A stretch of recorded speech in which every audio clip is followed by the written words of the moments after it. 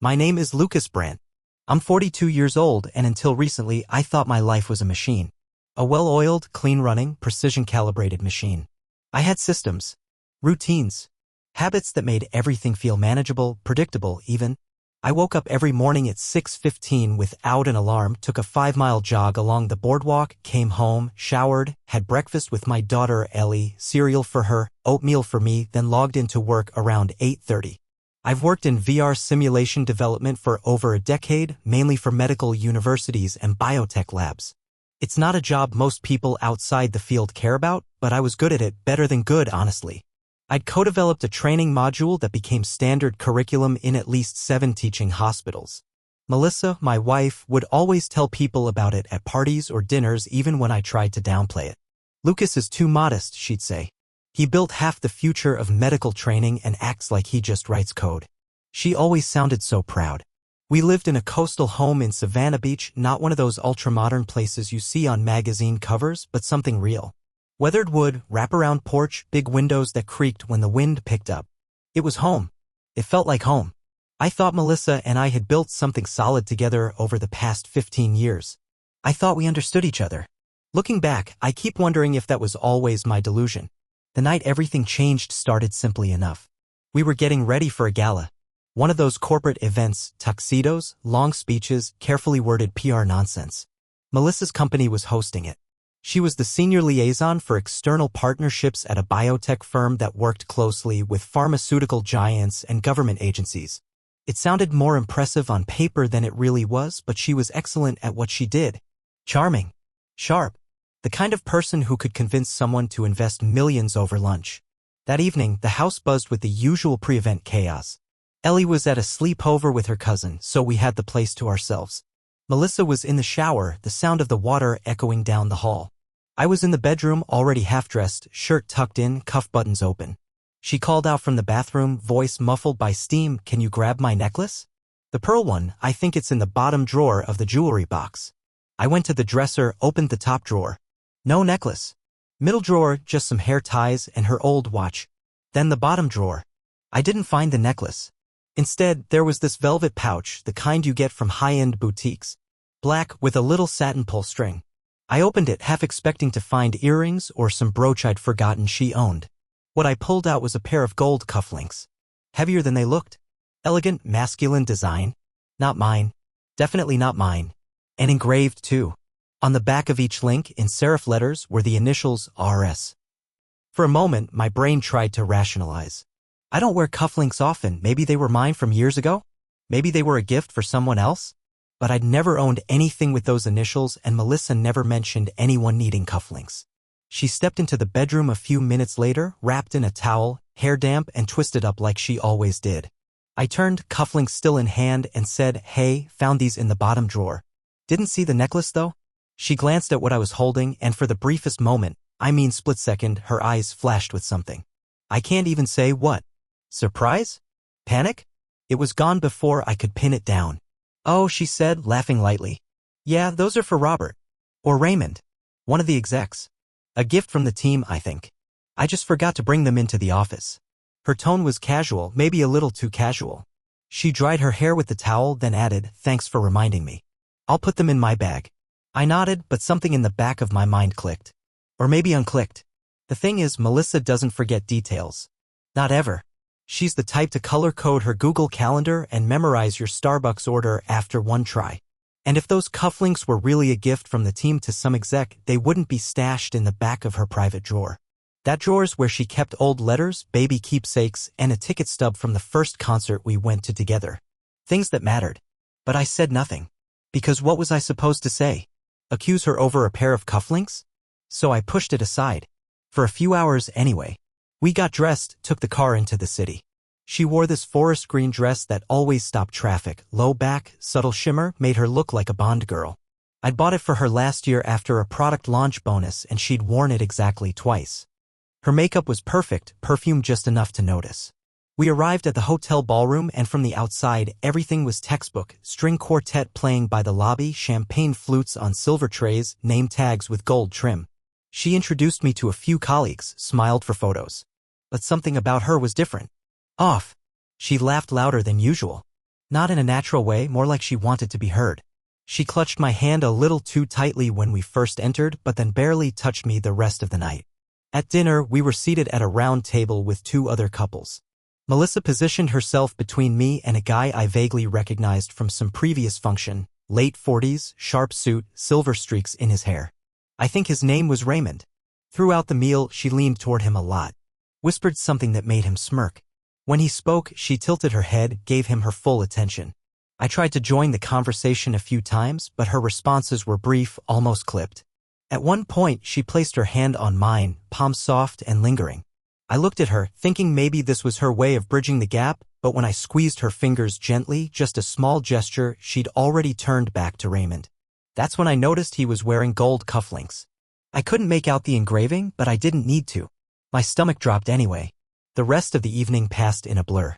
I laughed when I was supposed to, nodded through speeches, clapped when everyone else clapped.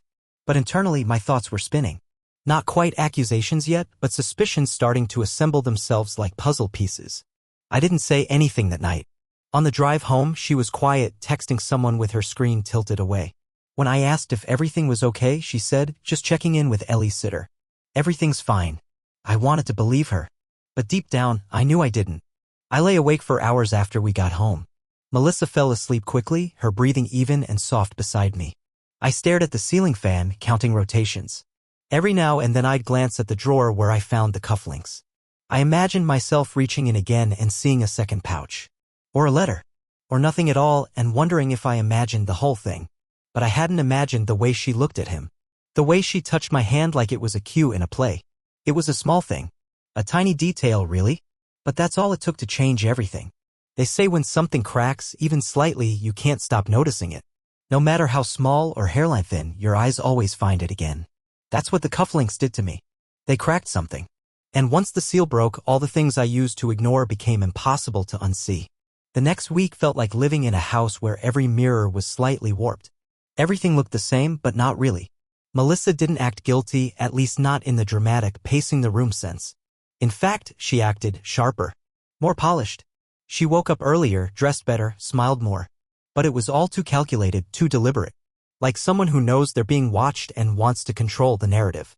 She started traveling more. At first it was subtle. Just a quick overnight in Atlanta, she'd say over coffee. Investor roundtable. All pretty boring.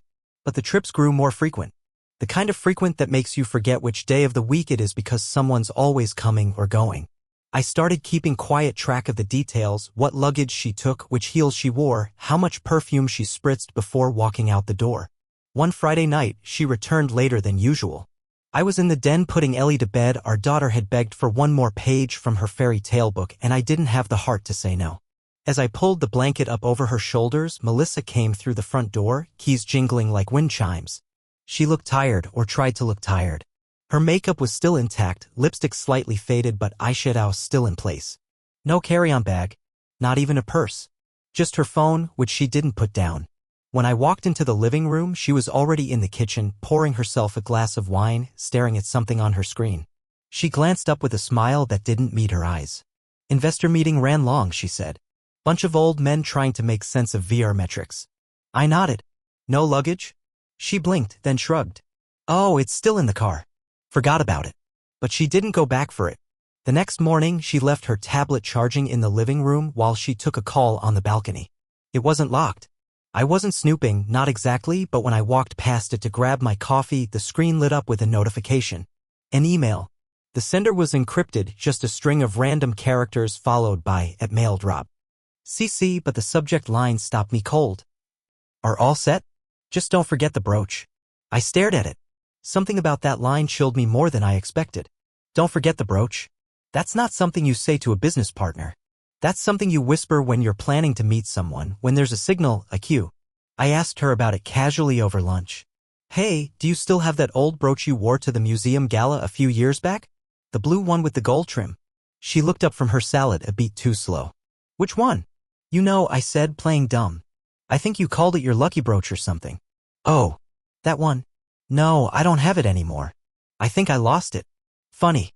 I thought I saw something about a brooch in that email that popped up earlier. She smiled too widely. Oh yeah, that was about a gift. A colleague's retirement thing. They wanted something vintage-looking. Nothing exciting. It was almost convincing. Almost. That night, I couldn't sleep again. I sat at the edge of the bed watching the rise and fall of her breathing, my mind churning. I wasn't even angry yet. I was confused. Disoriented. Like I'd fallen into a version of my life that looked identical but wasn't mine anymore. That's when I remembered her calendar. She always kept a synced version on both her tablet and phone. I waited until the next morning when she went for a run and pulled up her cloud calendar on my laptop. Most of it was filled with normal entries, team meetings, Zoom calls, a VR dev review marked in green. But then I saw something odd. A repeating entry labeled V/R confirmed 12:45 p.m. the Hamilton RM 807. That same entry appeared 3 different times over the past month. Always the same place. Same time. Always on the same days she claimed she was in meetings with fund managers. The Hamilton was a boutique hotel in Midtown Atlanta. Classy, discreet, expensive. My chest tightened. This wasn't just a suspicion anymore. This was a breadcrumb trail. But I wasn't ready to confront her. Not yet. I didn't want a denial, I wanted to know what I was really dealing with. So I started to dig. I began by searching V/R and Hamilton in her inbox on the family computer. Nothing popped up. I checked her phone once during dinner cleanup when she left it on the counter to switch laundry. It was locked, new password. She used to have Ellie's birthday. Now something else. She was getting smarter. Or more reckless. But I wasn't standing still either. I started paying attention to things I never thought I'd care about, how long her calls lasted, how many colleague dinners she had in a week, who she tagged in LinkedIn posts. It all started to form a shape I didn't like. I cross-referenced her business trips with hotel booking sites, checked her frequent flyer history on our shared card. She had hotel stays listed under an alias M. Brenner. A name I didn't recognize. I only figured it out because one of the reward emails got auto-forwarded to our shared inbox, tucked in a folder labeled Travel Confirmations. When I looked up M. Brenner, I found nothing. Not on Google, not on LinkedIn. But one thing kept surfacing, a company name that rang a distant bell, Novogenic Holdings. That's when the dots started connecting. Novogenic had partnered with a VR firm about a year ago, not mine, but one I knew. A direct competitor. And that competitor had recently launched a simulation eerily similar to one I had developed in-house for our medical ethics module. My module? I had designed it. It wasn't even released yet. And now it was live under someone else's name. I felt a pressure behind my eyes, a throbbing that wouldn't go away. This wasn't just an affair anymore. This wasn't late-night texts and perfume on a collar. This was calculated. A siphoning. Melissa hadn't just lied to me. She had used me. I didn't sleep that night either. I sat in the living room with the lights off, staring at nothing, feeling my pulse hammer in my throat. I kept wondering what I had missed. How long this had been going on. Was this about love? About ambition? About revenge? The silence in the house suddenly felt hostile. Like the walls knew and were waiting for me to catch up. I wasn't ready to confront her, but I was close. Because this wasn't a marriage anymore. It was a setup. And I was just beginning to understand the rules of the game. There's a point when suspicion stops being a feeling and becomes a fact. For me, it happened on a Wednesday morning. Melissa had just left for another investor trip. Same routine, light makeup, sleek ponytail, blazer over a silk blouse, not a single wrinkle on her. She kissed Ellie on the forehead, waved to me from the doorway with a smile that almost fooled me, then backed out of the driveway like she hadn't built her life on a lie. I watched her car disappear down the street and stood frozen for a full minute. My mind wasn't even spinning anymore. It was calculating. Cold. That morning I opened her laptop. It was tucked under a stack of papers in her home office, not hidden, not locked away, just there. I hadn't dared touch it before.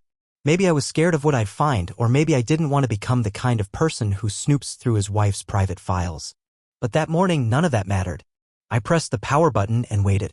The login screen appeared. I tried Ellie's birthday. It worked. Old habits die hard. The desktop loaded quickly. Clean background, a single folder labeled Q1 Dex, and no suspicious file names. She was good. Too good. But not careful enough. I started with the email client. She didn't use the built-in app, she worked from the browser. I opened her preferred browser and clicked the History tab. At first, it looked normal, biotech news, Google Docs, Slack. But there was a frequent return to one address, secure.inboxmail.net, a privacy-focused encrypted email service. It was logged out, of course. But that was just one thread. Then I checked her downloads folder. That's where the truth started to unravel like a faulty stitch. There were PDF files, dozens of them, financial summaries, project proposals, memos, and a few documents with headers that made my stomach drop. Medvier beta transfer projection final.pdf. Styles _direct notes internal. Q4 undeclared partners mb.docs. I opened the simulation file first. It was my project. My work. The entire module structure copied and ported with minor changes to the UI flow. There were annotations in the margins, red edits. Changes I never approved. One note even said Raymond prefers this version, more intuitive for the conference demo. Raymond. RS. Same initials as the cufflinks. Same man from the Gala. Same hotel logins I traced back to her calendar. I opened the next document, the one labeled with his name. It was a private memo chain clearly meant for her eyes only. Internal commentary from Novogenic execs about upcoming partnerships, funding reallocations, and what hit hardest, an entire section discussing unauthorized IP acquisition through intermediary parties.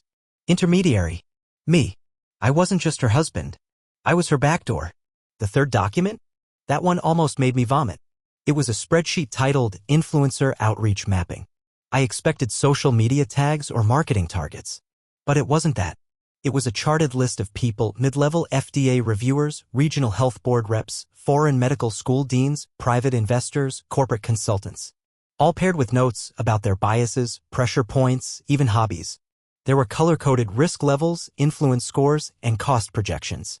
This wasn't just a company strategy. It was a game plan, a manipulation engine, and she was a core player in it. I sat back, staring at the screen, my hands numb. She hadn't just betrayed our marriage. She had betrayed everything I believed in. I wasn't done.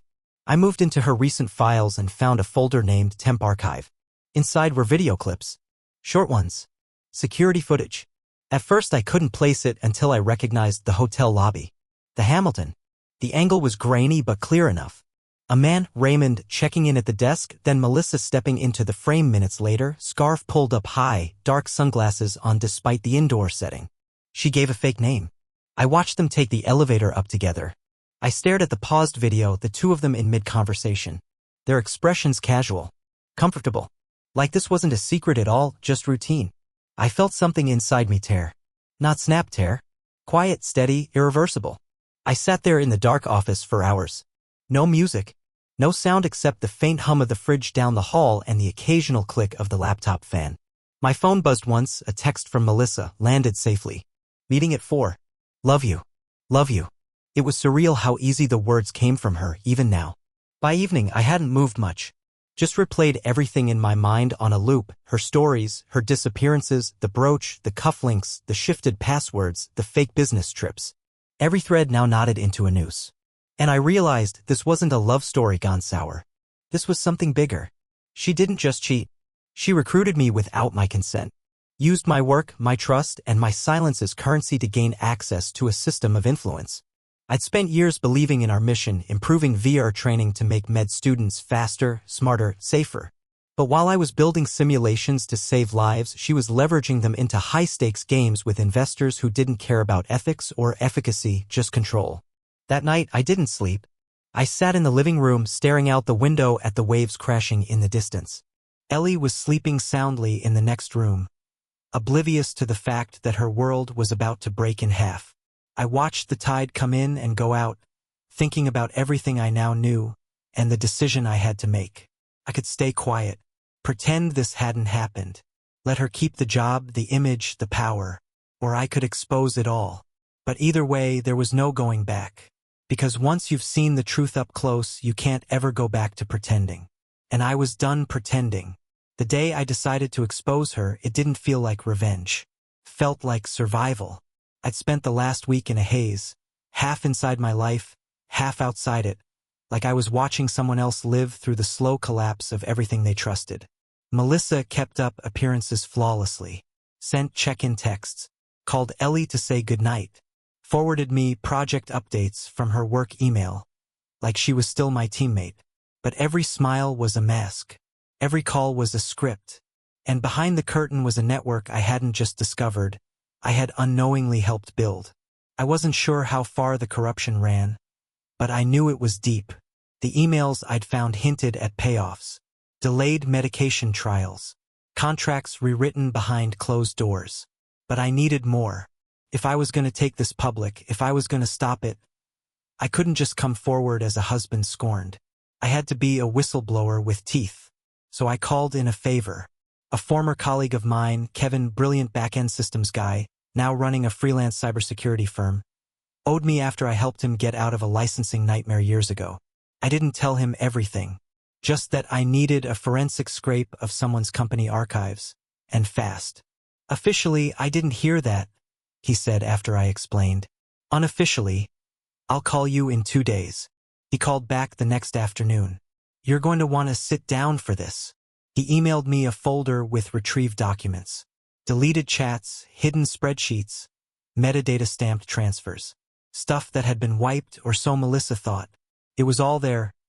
Dummy shell companies, off-the-books investor funnels, licensing kickbacks masked as consulting fees. And most damning of all, a list of delays on life-saving medications, pills that had passed testing, but were stalled to prevent price drops. Internal memos referred to it as strategic throttling. Strategic. That word lodged in my throat like a nail. I wasn't just dealing with an affair or a stolen project. I was staring into the machinery of something criminal, possibly federal level. I burned the next 3 nights organizing everything into a timeline. Financial transfers, travel logs, internal memos, simulation code leaks, Melissa's involvement, Raymond's direct communications.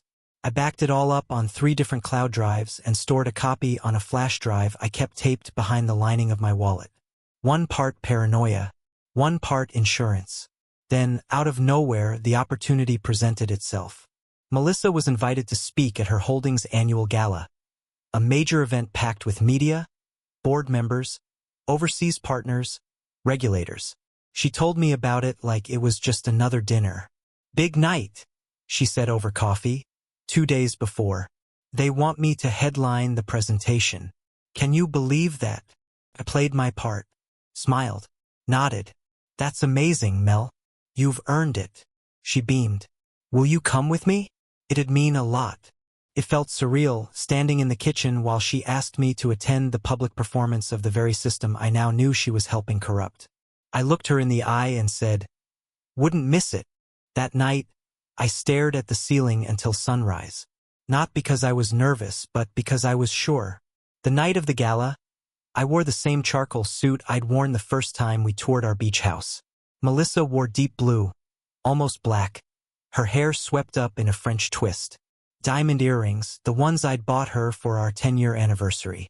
We looked on the outside like a success story. Inside, I was a storm. The event was at the Westin Ballroom. Polished floors, crystal chandeliers, the scent of cold air and expensive perfume. Melissa worked the room like a politician, shaking hands, laughing too easily, making people lean in when she spoke. I trailed behind, the doting husband, polite but quiet. The presentation was set to start at 7:30. At 7:28, I slipped into the AV booth at the side of the stage, flashing a borrowed press badge. Kevin had helped me prep the media file, a timed presentation with embedded audio, screensh *TS, and key talking points. Nothing flashy, just facts. Cold, clear, undeniable. At 7:31, Melissa stepped onto the stage, applause washing over her. She began her speech smooth, practiced, flattering. Her words were sugar on glass. And behind her, the projector screen glowed with the title slide, Innovation in Human Simulation. Then the slides began to change. Not hers. Mine. The first was a spreadsheet showing the hidden cost of one of their delayed cancer DR*GS. Second slide, an email chain between Raymond, Melissa, and 2 Novogenic execs approving a false date entry on a testing phase. Third, the influencer map with personal annotations. Melissa's voice faltered. She turned around. The room fell completely silent. People shifted. Phones came out. Whispers turned into murmurs. The moderator at the side of the stage tried to cut the feed, but Kevin had locked the AV control inputs. The slides kept going. Footage. Hotel timestamps. Document headers. Faces. Then the final slide. It was a side-by-side image. Left, the original VR simulation code schematic from my project, complete with metadata tag. Right, the public version launched under Novagenic's name. They were identical. Melissa's hand dropped to her side. She didn't speak. Didn't run. She just stood there, mouth slightly open, eyes empty. Like the air had left her lungs. I walked onto the stage, slow, steady. Took the mic. My name is Lucas Brandt, I said. I'm a developer, a husband, and a father. And what you've seen tonight is the truth. I didn't yell. Didn't accuse. Just told them what I knew. What I'd found. What it meant. When I finished, the room didn't applaud. It didn't move. It just froze. I looked at Melissa one last time. And for the first time in 15 years, she had no words. The moment the lights came back on and the presentation cut to black, I walked off the stage and didn't look back. I didn't wait for questions. Didn't stop for the people standing in shocked clusters, whispering furiously into their phones. I didn't even glance at Melissa. I'd said everything I needed to say, not just to her, but to the entire room of suits who had smiled through corruption. Outside the ballroom, the air felt colder than it should have been. I loosened my tie, pulled out my phone, and made one call. Hey, it's me, I said. My brother Noah picked up on the first ring. Lucas, he said, confused. Everything okay? I need a place to stay. Tonight. Me and Ellie. He didn't hesitate. You coming now? Yeah. We'll be there by morning. I didn't go home immediately. I drove in circles for almost an hour, headlights skimming past sleepy storefronts, gas stations, the beach, all of it blurred behind the film of what I'd just done. It hadn't sunk in yet. Not fully. I just outed my wife in front of her peers, tanked a multi-million-dollar shell game, and burned whatever was left of our old life to the ground. But I wasn't afraid. Not for me. I was terrified for Ellie. When I got home, the house was dark. Melissa wasn't there. I didn't expect her to be. Her car was still in the Weston garage. But Ellie's light was still on. I stepped into her room and found her curled up in bed, one hand clutching the edge of her blanket, the other loosely holding a stuffed animal, the same tattered bunny she'd carried since she was 3. She stirred when I walked in. Dad? Hey, sweetheart, I whispered. Sorry, did I wake you? She rubbed her eyes and sat up slightly. You're home late? I smiled, trying to keep my voice steady. Yeah. The event ran long. She looked at me like she could sense something. Kids always do. Are you okay? She asked. I walked over and sat on the edge of her bed. Brushed her hair back gently. I am now, I said. Hey, how would you feel about a little road trip? Now? Yeah. Just for a bit. Something different. Like an adventure. Her eyes lit up just a little. Will Mom come? There it was. The question I wasn't ready to answer. I kissed her forehead. Not this time. She didn't argue. Just nodded sleepily like part of her already understood. By midnight, I had packed 2 duffel bags, one for me, one for Ellie. Essentials only. I left a note on the kitchen counter. No accusations. No explanations. Just, we're safe. Don't contact me. You'll hear from a lawyer. We pulled out of the driveway at 12:43 a.m. headed north on I-16 toward Nashville, where Noah lived in a quiet suburb outside the city. I didn't check my phone until we stopped for gas around dawn.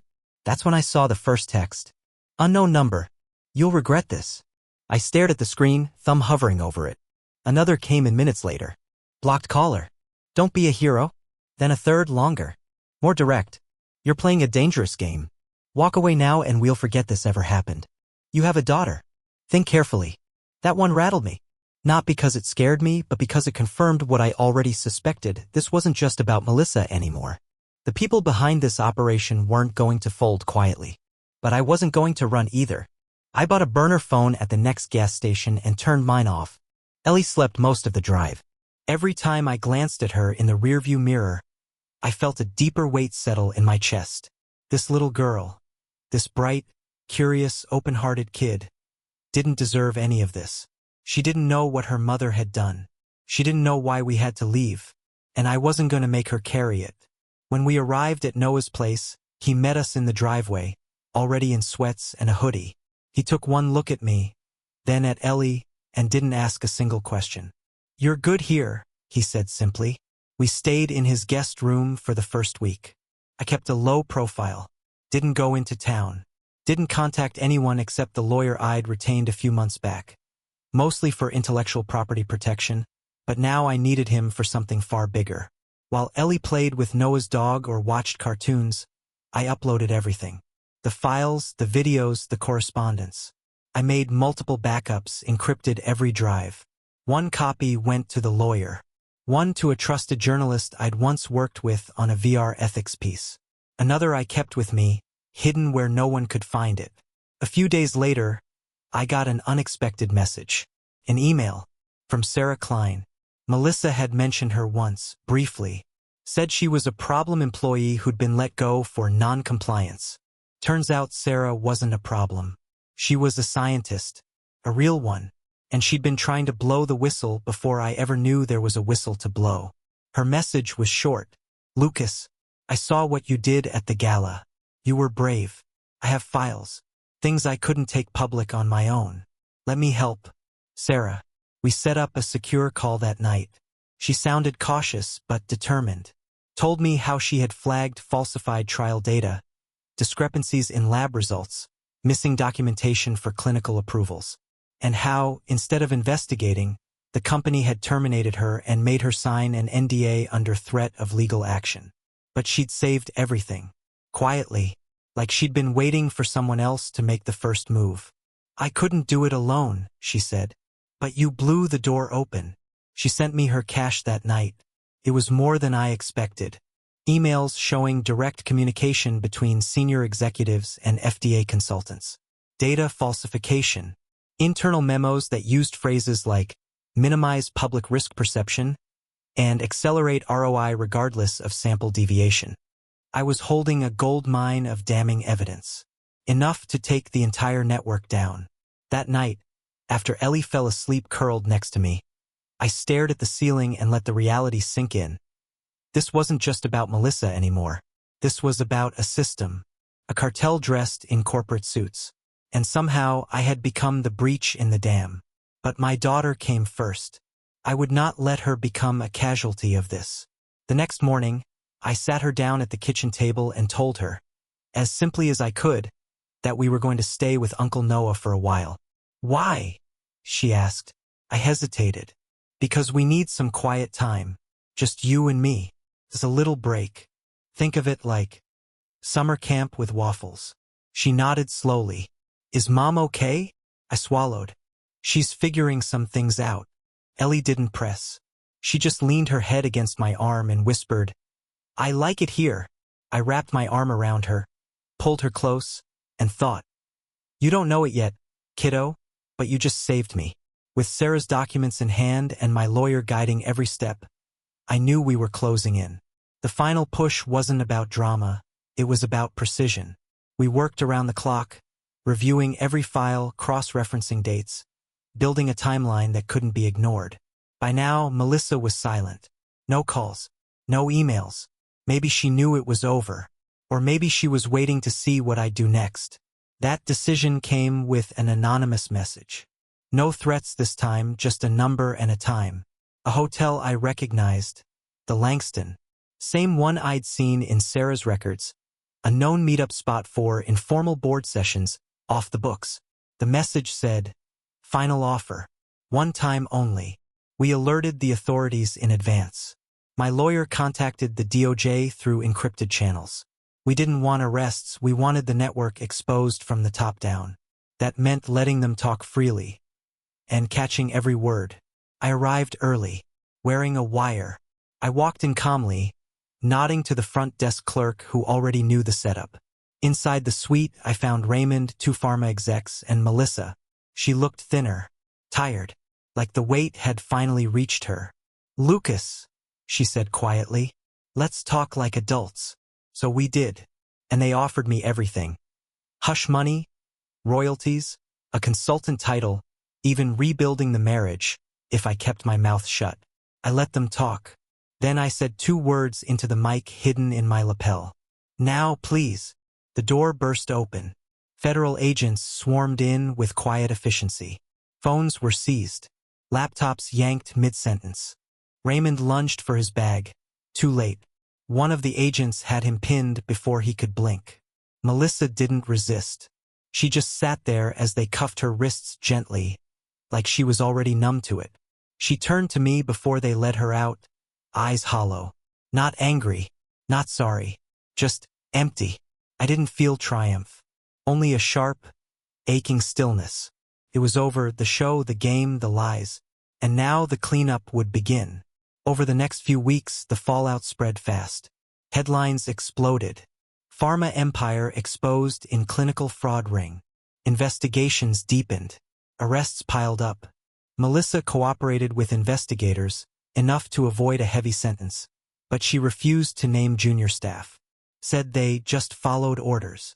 She took the fall like someone who knew there was no clean redemption. I didn't speak publicly. I let the evidence talk. I let Sarah be the face of reform. She deserved that.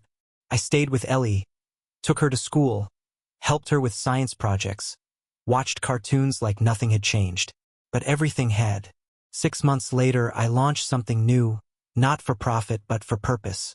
A digital learning platform for med students, built on transparency. Sarah joined as my partner, and we developed training simulations to teach young doctors how to recognize clinical manipulation, fake trials, and bad data. The very thing we'd fought against. Ellie adjusted faster than I imagined. She loved the new school, made friends easily, and even joined a robotics club. She saw Melissa regularly, supervised, through a court-appointed liaison. I never spoke ill of her mother. That was part of the deal I made with myself. One night, Ellie asked, "Mom said she made a lot of bad choices, but she's trying to be better. Do you think people can change?" I thought for a long time. Then I said, "They can. But it takes time. And it has to come from inside them." She nodded like she already knew that. Sometimes I think about how close I came to missing it. All of it.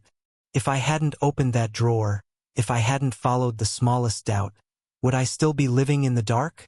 I don't hate Melissa. I can't. Not because she didn't wreck everything, but because hate is too heavy to carry when you're trying to rebuild something from the ashes. I chose a different path. Not revenge. Not rage. Strength. For Ellie. She's the reason I didn't fold. The reason I didn't let myself get swallowed by betrayal. Every morning I see her wake up with that spark in her eye. I remember. My life isn't over. It's just changing shape. And maybe that's the lesson I missed all along. That sometimes the worst thing that can happen to you becomes the thing that sets you free. My phoenix is Ellie. And for her I will always rise.